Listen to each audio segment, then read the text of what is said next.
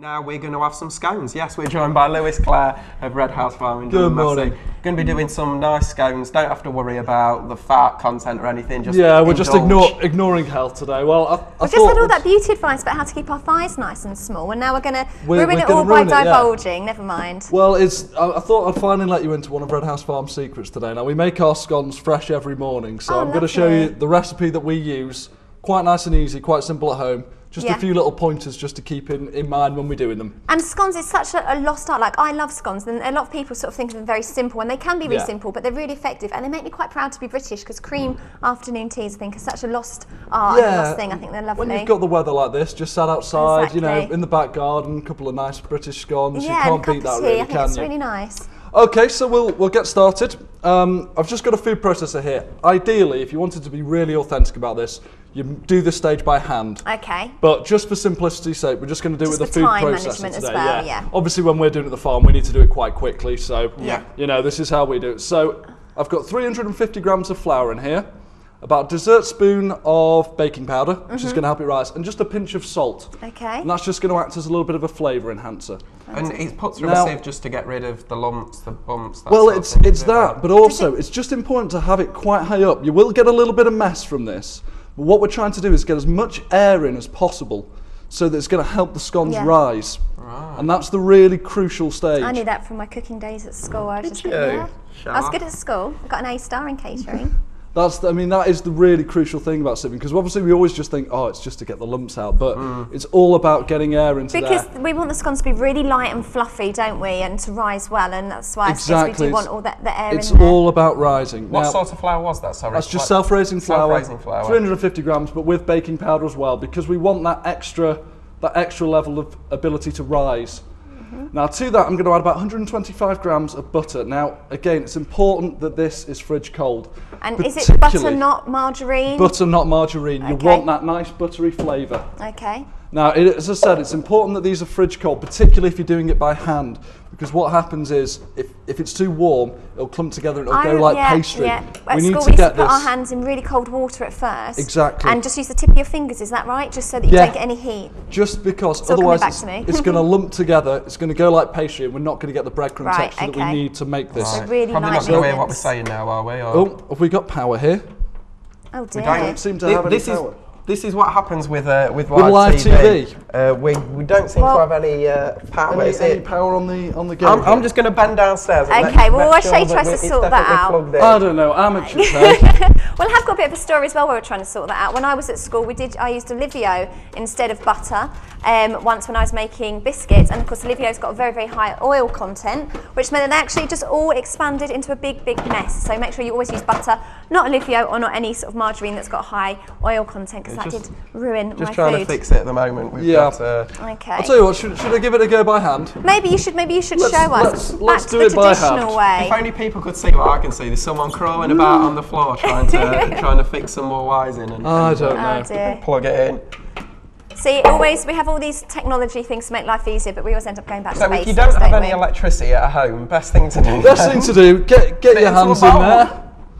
I think that's really therapeutic though. That can be quite fun, especially now it's the summer holidays. Yeah. If you're struggling with something for the kids to do, you want to get the kids involved. Do that bit. You put your feet up and get a cup of tea on the go, and then it's quite a fun thing for them all to get involved in, isn't it? It is indeed, yeah. Just get their hands in there and get it nicely broken down with your fingertips and just work it through. We're looking for this really nice breadcrumb consistency. Can we just show that to the camera? So obviously at the moment we've still got plenty of these lumps in there with the butter.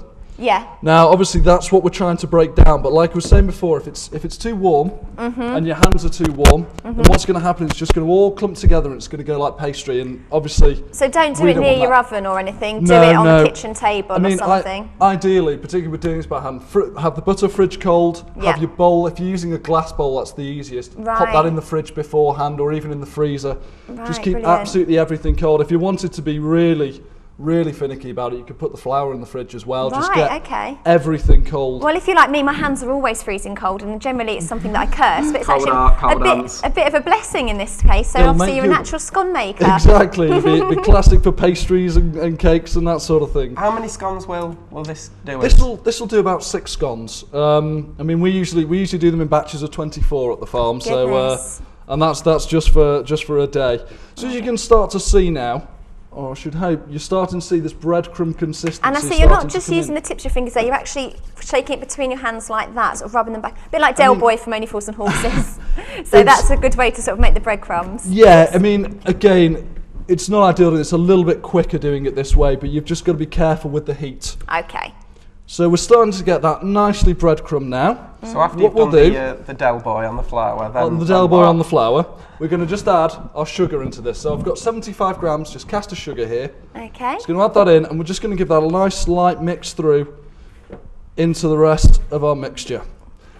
Now, at this point, we want to add any flavourings we want to have in there. So if you wanted to make almond scones or cherry scones, right, that's really interesting, because I was thinking of chip. sultanas and thinking if that's a standard, but that's a great idea. Chocolate chip, almonds, cherries. You can really have some variation. Whatever you want to do. I mean, at the farm, we generally do ones with sultanas, one with glacé cherries, and some just plain. Yeah, and that's a really good idea. Today we're going to use just some sultanas. It doesn't matter how many, however many you like. Amy mentioned there, about it's a nice British sort of tradition. What sort of people do you get, when coming in having the scones? Is it generally just the older generation, shall we say? Well, we do get a lot of older generation, but there's also a lot of people that just want to come in, have a nice cup of tea, and just it's becoming a lot more trendy now, actually. So it is. Retro is really is now in at the moment. So a lot of people do fairy cakes. I've been to a few nightclubs in London that actually have fairy cakes on offer. So it's something that's really coming back and getting revisited. It's all about local and home baking. Exactly. That's what's coming in. So now we've got that all nicely mixed through, we want to start going in with our milk. Is it best to use whole milk, semi-skimmed, or does it not really make a difference? It doesn't make a huge amount of difference. I mean, I would probably use whole or semi-skimmed because you've got the amount of butter you've got in here. There's no point really worrying about the fat. No, don't skim on it. You might as well do it properly. Exactly. Like whole milk might give it whole milk. Exactly. Now, it's very important with the milk that we don't worry too much about just putting in an exact measurement. It will change slightly depending on just the glutinous level of the flour. Just to have a look at what it is at the minute.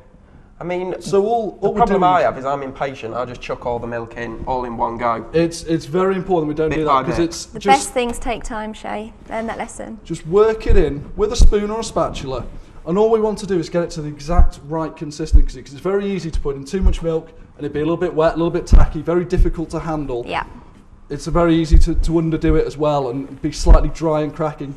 Is it a good idea really to use your sort of common knowledge and common sense and sort of like, rather than always stick religiously to a recipe, which a lot of people do, and then if it looks like it's too dry, it probably is too dry. So always have that bit of leniency. Would you recommend that? Yeah, it is very much a case of that. And just keep adding little by little until it just forms a nice sort of I can see it's starting to come together now. Exactly, yeah, it's just starting to form together now.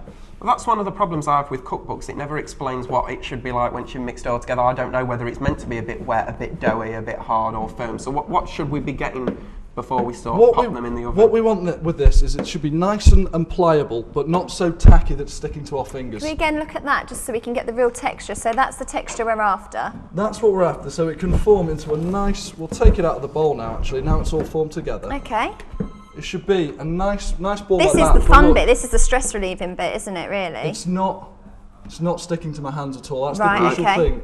Now when we're at this stage, ideally what we'd like to do, cover it in cling film, pop it in the fridge. Okay. Let it firm up. It's very important we handle this very, very lightly. How long for? How long do we leave it in the fridge for? 15 minutes, 30 minutes. All right, okay. Just to firm up so that it's easier to roll, it's easier to cut. That's a nice amount of time to do the washing up, isn't it? So that you're keeping on top of yourself. You can get ready. Obviously we've not got time for that today. So we're just going to grab our rolling pin and we're just going to very, very gently. It's important we're gentle with this because we don't want to press out any of the air from that baking powder.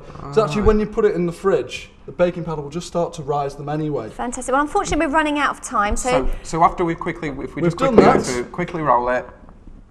Cut it out. Important we lift it straight up. Right. So that we don't get any twisting. If we twist it, then it won't rise. A lot of people do twist it, don't they? Keep twisting and keep going, but don't do that at all. Onto a baking tray, into a very hot oven, about 220.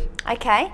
A little bit of egg wash on top just to help it go brown, and it'll be about 15 minutes, something like that in the oven, and it'll be beautiful. And you end up like this, Some jam. They look so clotted yummy. These look Delicious. absolutely amazing. Look at those. Am I alright love to taste scones. one? Of course you can. Oh, I'm looking. You're never shy of this. This is my favourite part. This is him getting out of doing the link now because his face will be full and I'll have to do all the links. Well, coming up on Monday's show, we're actually talking to an author. He's tipped to be the next Darren Brown, so it's very, very exciting. We've also got spiritualist advice with Amber Jolly. She's always giving her hot tips. So have a fantastic weekend. Perhaps get in the kitchen with your children and make some scones. You recommend them? Are they good? Yeah. Brilliant. Thank you to all our guests today. Thank you to you for watching, and again, have a fantastic weekend. Bye-bye.